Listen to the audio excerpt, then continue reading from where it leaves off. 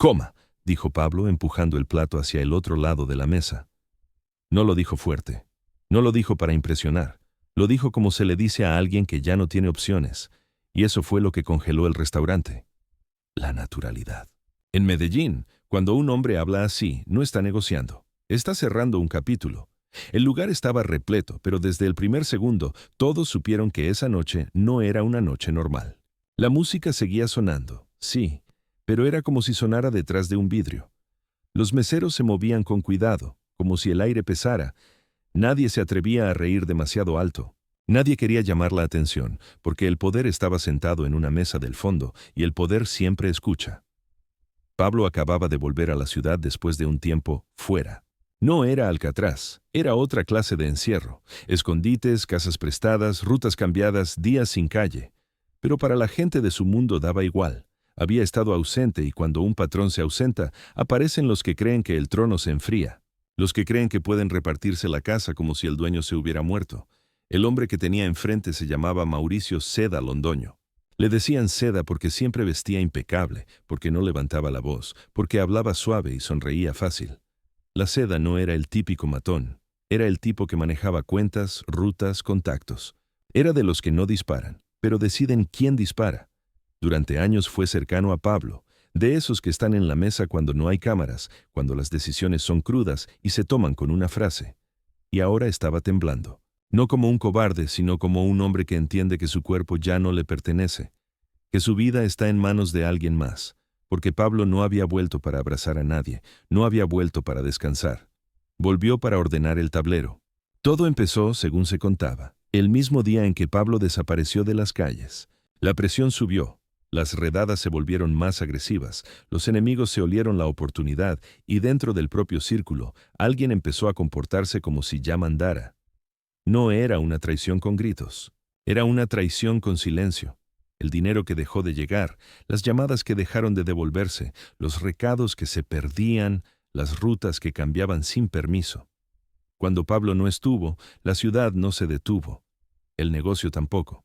Y ahí es donde nacen los traidores, en la costumbre. Seda había sido el protegido, el que Pablo subió, el que Pablo presentó, el que Pablo defendió cuando otros querían cortarlo por ambicioso. Era listo, rápido con los números, y tenía una virtud peligrosa. Sabía parecer leal. La clase de hombre que te dice sí, patrón, mirándote a los ojos, y al día siguiente usa tu ausencia para convertirse en patrón en boca de otros. Durante ese tiempo, según los rumores, Seda hizo un trato con gente de afuera. No solo enemigos, también socios que olían ganancia, un intercambio elegante, información por protección, rutas por paz, nombres por tiempo. Y cuando Pablo volvió a moverse cerca de Medellín, lo primero que quiso fue una lista. No una lista de enemigos. Eso era fácil. Una lista de los que se enriquecieron mientras él estaba fuera. Esa lista se la entregó un hombre viejo, de esos que no salen en fotos y que siempre están detrás, los que sostienen la estructura cuando el ruido tapa todo. El viejo no adornó, no contó historias, solo dijo nombres. Pablo escuchó todos con la cara quieta. Hasta que oyó uno, Mauricio Seda Londoño. Ahí Pablo apretó la mandíbula. No por sorpresa, por confirmación, porque la traición no siempre llega de donde la esperas, pero casi siempre llega de donde más duele. Pablo no gritó. No dijo lo mato ya, no hizo escena. Solo preguntó una cosa, con una calma que asusta más que un arma. ¿Dónde come? El viejo le respondió sin dudar, como si supiera que esa pregunta era sentencia. Los viernes, en el palacio. Siempre la misma mesa, a la misma hora, como reloj. Pablo miró su reloj. Era viernes. Consígame una mesa al lado. Esa noche el palacio se llenó temprano. No era un sitio de lujo, pero era de respeto. Allí no entraba cualquiera. Entraba gente que sabía comportarse, gente que sabía mirar sin mirar. Había empresarios, músicos, políticos de sonrisa fácil, gente con carro caro estacionado afuera y escoltas que intentaban parecer amigos. Pablo llegó sin anunciarse, sin desfile. Traje oscuro, zapatos usados, la misma cara tranquila de siempre. No se veía desesperado, no se veía de regreso. Se veía como si nunca se hubiera ido, como si el lugar lo estuviera esperando. El restaurante no quedó en silencio, pero cambió. Las conversaciones bajaron un tono. Las miradas se movieron con cuidado. Algunos lo reconocieron de inmediato. Otros lo reconocieron por cómo reaccionaron los que sí sabían. Pablo caminó directo a la mesa asignada, con la espalda cuidada, con el ojo midiendo esquinas. Se sentó mirando a la entrada. Viejo hábito, no por paranoia, por oficio. Con él estaban 3 hombres de confianza. No hablaban mucho, no necesitaban. La gente no lo decía, pero lo sentía. Algo iba a pasar. Y a la hora exacta, como reloj, entró Seda. Traje claro, reloj caro, anillos discretos, una seguridad fingida. Lo acompañaban 4 escoltas que se movían como bloque. Seda reía, saludaba, se comportaba como dueño del lugar, como si esa mesa fuera su corona. Hasta que lo vio. Se detuvo a mitad de paso, se le fue la sangre de la cara, fue instantáneo, fue humano. Sus escoltas lo notaron y siguieron su mirada. Ahí lo vieron. Pablo Escobar, sentado, quieto, como si estuviera esperando un bus. Y esa escena, en un segundo, le cambió la física al lugar. Porque cuando el patrón aparece en la mesa, los que se creían patrón se vuelven hombres normales de golpe. Pablo no se levantó, no sonrió, no hizo gesto de abrazo, solo lo miró. Y dijo su nombre en voz baja, pero con esa rareza del silencio colectivo que hace que todo el mundo escuche. Mauricio. Seda intentó mantener la postura, pero el temblor en las manos lo delataba. Pablo, yo... Pablo levantó un dedo como pidiendo paciencia. Venga, siéntese conmigo. No era invitación, era orden. Uno de los escoltas de Seda dio un paso, como por reflejo, y ahí el restaurante entendió que no era un cuento, porque uno de los hombres de Pablo se levantó y sin apuro mostró el arma lo justo para que el mensaje fuera claro. Hoy no hay héroes. Otro sacó algo peor que un arma, una mirada que decía que el primero que se moviera iba a ser ejemplo. Los escoltas de Seda se quedaron quietos, nadie quería morir por un traidor que quizá ni les pagaba completo. Pablo habló sin subir la voz. Dígales que se vayan. Seda miró a sus hombres, quiso protestar, pero protestar era firmar su final. Váyanse, susurró. Afuera.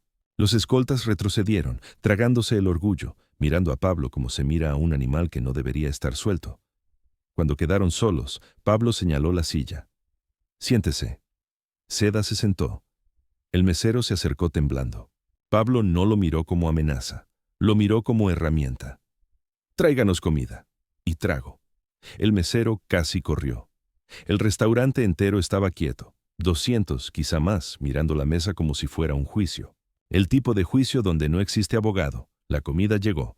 Pablo empujó el plato hacia Seda. ¡Coma! Seda miró el plato como si fuera veneno. No tengo hambre. Pablo lo interrumpió con la misma palabra, pero esta vez con una sombra de acero. ¡Coma! Porque en esa segunda vez ya no era una invitación. Era el ritual previo. Seda tragó saliva.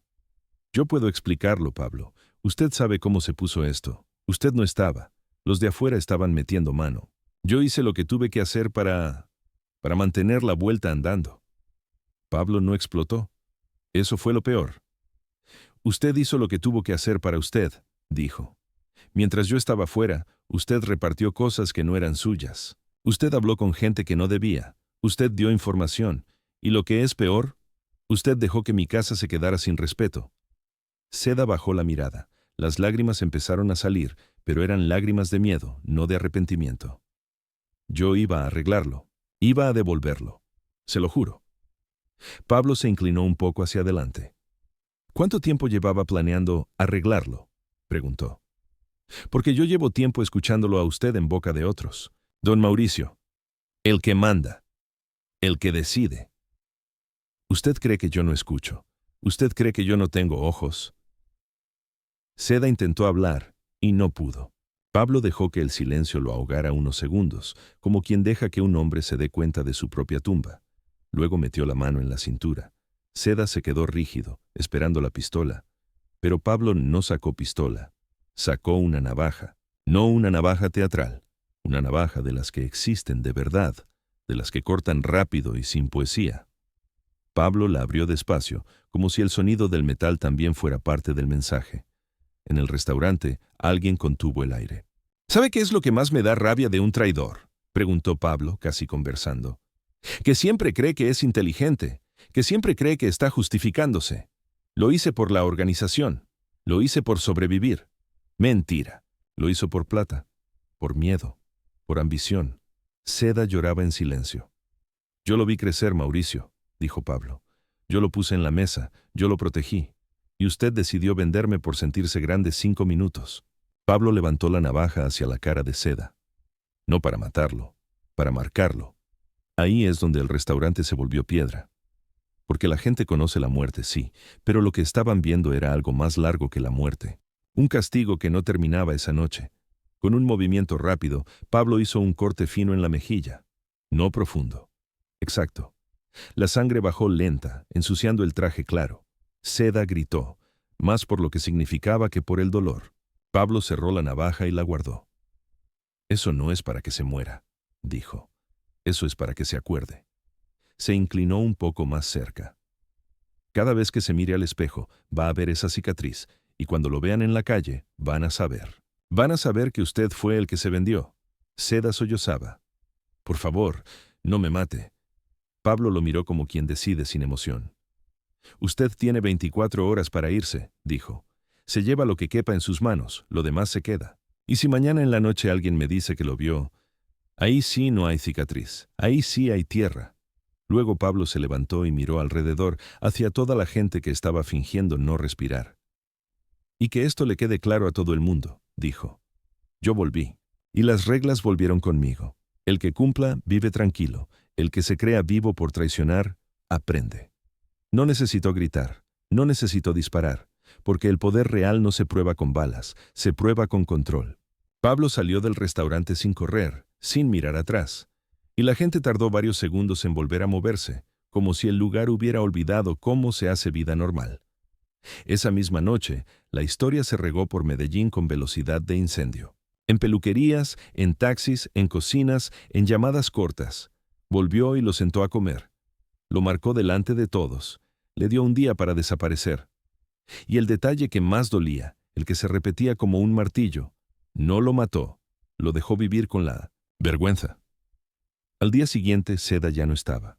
Ni su carro, ni sus hombres, ni sus relojes, nada. Como si nunca hubiera existido. Y en ese mundo, desaparecer no es un viaje, es una obediencia. En menos de una semana, otros que se habían repartido cosas empezaron a mudarse también. No por amenaza directa, por entendimiento. Porque cuando el patrón vuelve y no necesita matar para ganar, la ciudad entiende que no hay hueco para el error. Pablo no recuperó su lugar por guerra, lo recuperó por memoria, por mensaje, por la clase de autoridad que hace que un hombre se vaya con una bolsa y un silencio sin que haga falta perseguirlo. Porque el trono no se pierde por ausentarse, se pierde cuando los demás dejan de creer. Y esa noche, con un plato empujado y una cicatriz en público, Medellín volvió a creer.